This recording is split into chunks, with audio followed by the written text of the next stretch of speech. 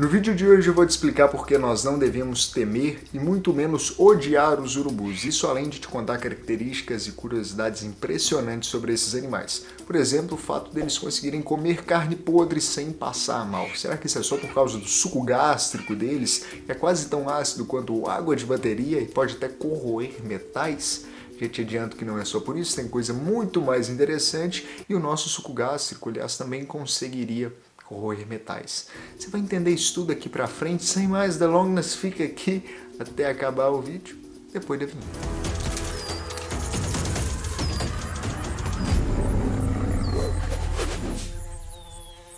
E aí, gente, como é que vocês estão? Tudo bom? No vídeo de hoje nós vamos falar sobre os urubus, e é muito provável que você tenha nojo ou até mesmo medo desse animal. Mas na realidade a gente não precisa ter nenhuma dessas coisas em relação a esse animal, porque eles são, na verdade, muito úteis para o nosso meio ambiente, muito inteligentes, muito adaptados ao nosso ecossistema e o que a gente precisava.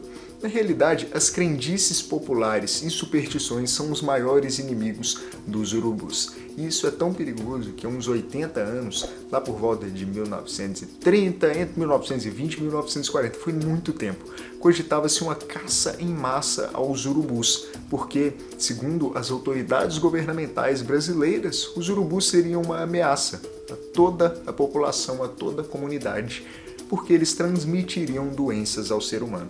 Isso era mentira, foi comprovado que eles não transmitiam doenças e muito pelo contrário, eles são extremamente úteis e são nossos aliados no meio ambiente. Agora você deve estar se perguntando como é que um animal necrófago, ou seja, aquele que se alimenta de outros animais mortos, ou seja, de carcaças, pode ser útil na sua vida. E eu vou te responder que ele é muito limpinho, sabia? Além de ser muito limpinho, ele é especialista em limpeza. Você acha que ele é um bicho nojento? Você acha que ele é um bicho nojento só porque ele come carne podre? Só porque, para se refrescar, né, quando ele está com calor, ele defeca no seu próprio corpo para dar uma aliviada no calor? Só porque, para se defender, ele vomita quando ele se sente ameaçado? Só por isso?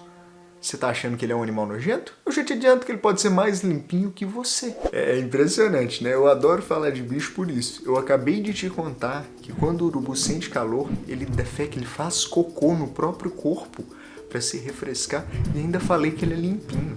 E o melhor é que eu não menti, eu vou provar isso tudo daqui pra frente, por isso que falar de bicho é maravilhoso. Tem muito tempo que eu não falo de bicho. Essa aqui, ó, é a playlist que esse vídeo vai entrar, que a gente só fala de bicho nessa playlist, é a minha preferida. Inclusive o último, faz um tempinho já, foi sobre a arpia, você pode conferir clicando aqui, é a ave mais forte do mundo. E já que eu falei sobre urubus transmitirem doenças, semana passada, na semana retrasada também, eu falei sobre a varíola dos macacos, que existe aquele mito que ela veio dos macacos. Mas é mentira, os macacos não transmitem essa varíola para a gente. Eles são só mais um, hospedeiro daquele vírus. Você pode conferir, todos os links estão na descrição e no comentário fixado. Assiste, porque vale a pena. Toda a importância desse bicho gira em torno dessa característica, desse hábito dele de se alimentar de outros animais mortos. Se você acha que vê muitas carcaças de animais por aí, aqueles cadáveres, os restos mortais, não se assuste. Se os urubus não existissem, você veria até 20 vezes mais animais mortos por aí. Isso porque eles são responsáveis por remover mais de 95% das carcaças de animais. E essas carcaças, sem os urubus, demorariam até 4 vezes mais tempo para se decompor, para sumir naturalmente, isso tudo se não existissem os urubus. Então a importância deles é um fato. Mas o que é esse acúmulo de carcaças, o que é esse monte de animais mortos em estado de putrefação poderia causar de ruim, poderia prejudicar a sua vida, hein? A resposta é muito simples, mesmo que muito preocupante.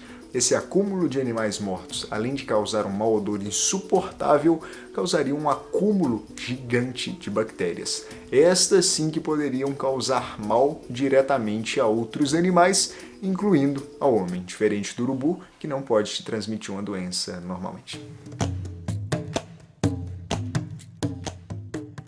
Sem dúvida alguma, a característica mais marcante dos urubus é a necrofagia. Inclusive, nesse livro aqui, A História Natural das Aves do Brasil, que eu achei num sebo, esse livro é maravilhoso. Olha as ilustrações desse livro. Esse aqui é um urubu-rei e esse aqui um urubu de cabeça preta. eu vou falar um pouquinho deles mais pra frente, mas o autor desse livro aqui chamou os urubus de sarcófagos voadores. Eu achei isso muito interessante porque fala muito da importância desses animais na higiene do nosso planeta, do nosso ecossistema. O problema é que essa característica, a necrofagia, foi mal interpretada, né? Sendo mal interpretada, criou-se uma máscara por cima dos urubus como eles sendo aproveitadores, ou seja, eles só conseguem se alimentar de restos deixados por outros animais. Então eles estão sempre se aproveitando.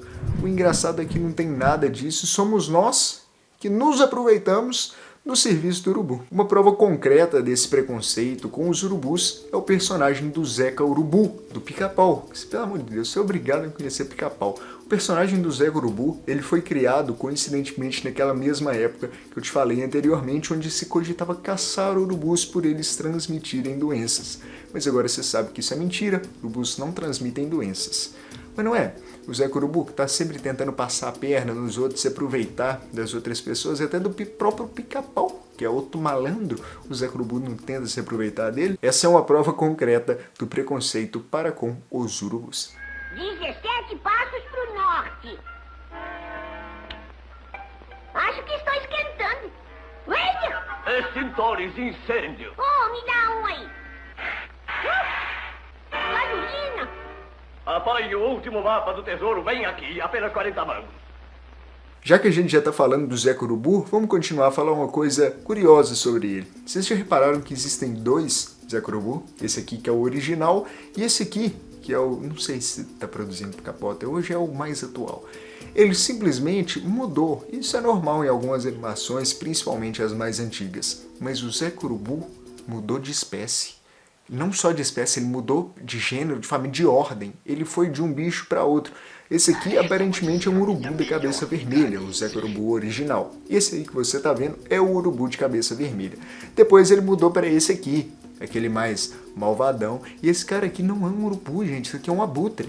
Inclusive tem um episódio do Pica-Pau sobre esse Zeca Urubu aqui, que chama o bebê abutre.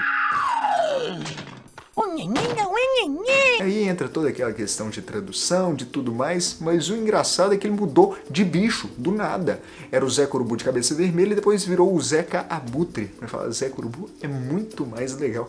Inclusive, como eu disse, né, que ele mudou de bicho, foi de um bicho para outro, os abutres são aciptrídeos, né? Os aciptriformes, diferentes dos urubus, que são catartiformes, os catartídeos. Então são animais de espécie, gênero, família e ordens diferentes. Um bicho é um, outro bicho é outro, mas é muito fácil de confundir. Aqui está um abutre, aqui está o urubu.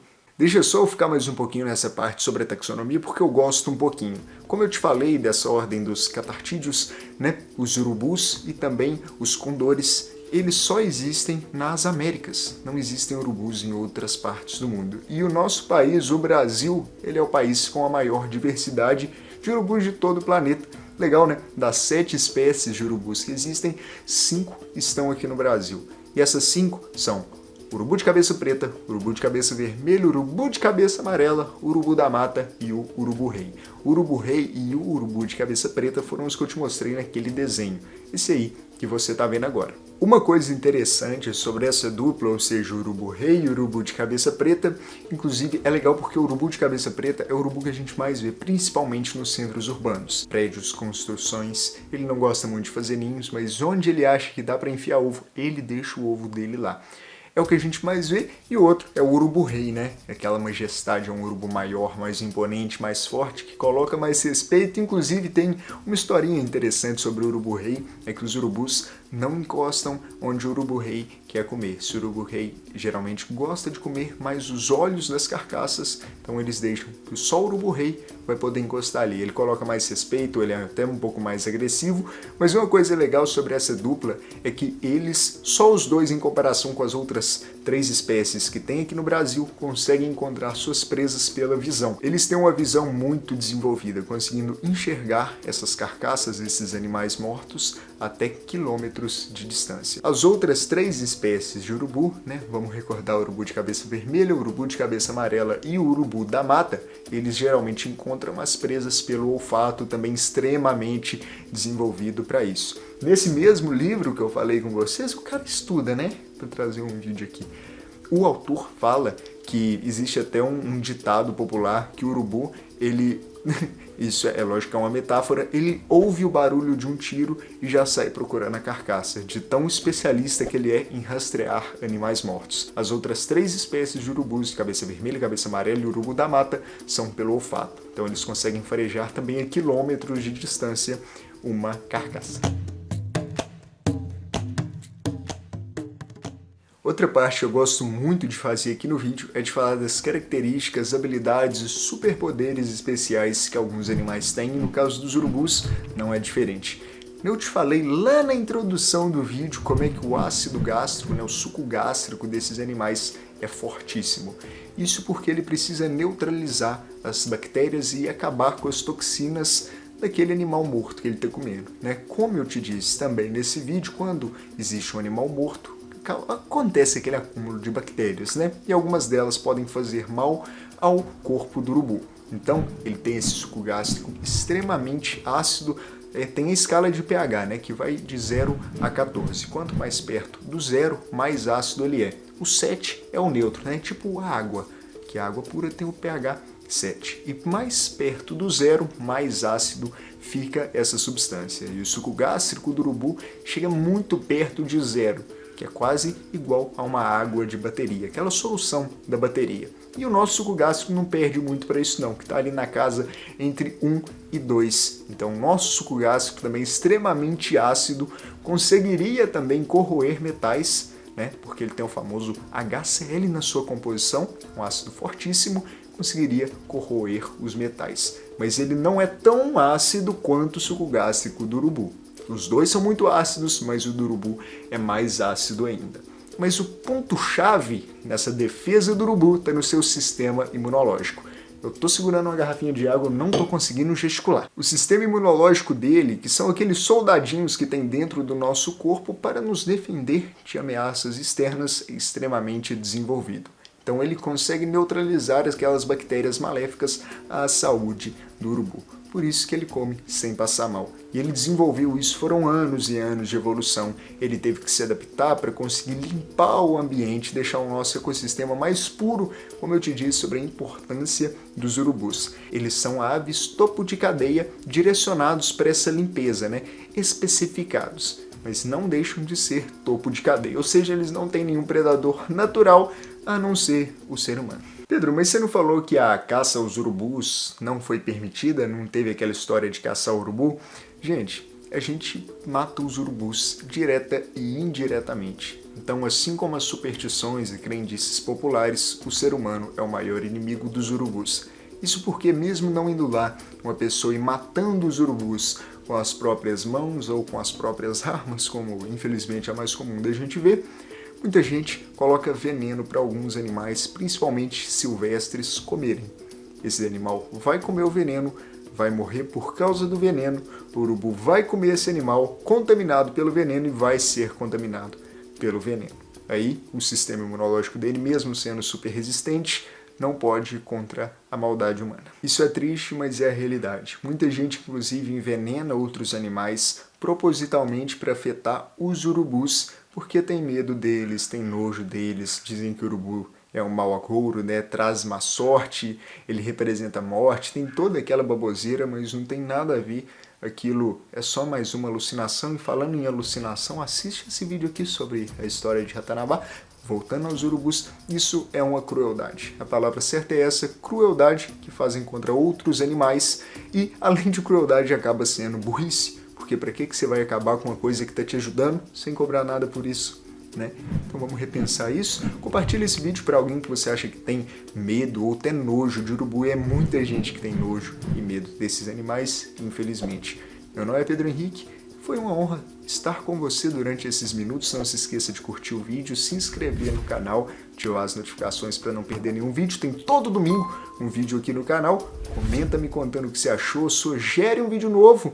E esse vídeo, sugere, a cabeça da gente de vez em quando dá uma confundida nos verbos, mas é isso. Sugira um vídeo novo, caso você queira algum tema específico, eu vou ficar muito feliz. Inclusive foi minha avó que falou para eu falar de urubus. Tá aqui o print. Então, vovó, esse é pra você. Se inscreve no canal, compartilha o vídeo. Até semana que vem. Muito obrigado, um abraço e tchau.